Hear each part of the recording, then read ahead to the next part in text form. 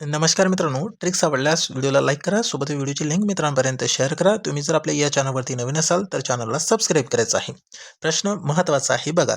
ए ही संख्या बी पेक्षा 25% कमी, बी ची संख्या सी पेक्षा 25% जास्त, तर ए आणि सी चा आपल्याला गुणोत्तर विचारलेलं आहे. महत्त्वाचा प्रश्न आहे. आता बघा, या प्रश्नाला सोडवत असताना काय करायचं आहे, सुरुवातीला आपल्याला गुणोत्तर दिलेलं आहे, ए बी सी चं विचारलेलं आहे, टक्केवारी दिलेलं आहे.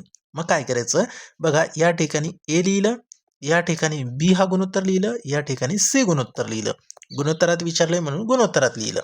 आता बघा, याची किंमत कशा पद्धतीने मांडायची आहे. ए ची किंमत बी पेक्षा 25% कमी, म्हणजे बी पेक्षा 25% कमी म्हणजे बी ही 100% असणार. मग बी याची किंमत 100% असणार. मग 25% कमी, 100 पेक्षा 25% कमी म्हणजेच 75% ए ची किंमत आली. त्याच्यानंतर बी ची किंमत सी पेक्षा 25% जास्त, म्हणजेच काय, तर या ठिकाणी बघा, सी ची किंमत जी आहे बी पेक्षा 25% जास्त, म्हणजे 100 पेक्षा 25% जास्त म्हणजे 125% येणार. क्लिअर आहे.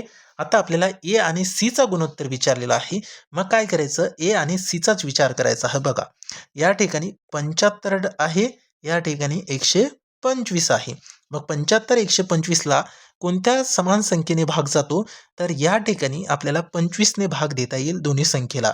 25 त्रिक 75 आणि 25 पाचा 125, 3 5 हे प्रमाण या ठिकाणी असणार आहे ए आणि सी चा. पर्याय सी मध्ये आपल्या प्रश्नाचं उत्तर आहे.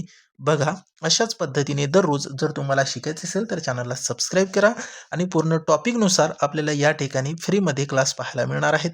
त्यासाठी चॅनलसोबत जुळून राहा. धन्यवाद मित्रांनो.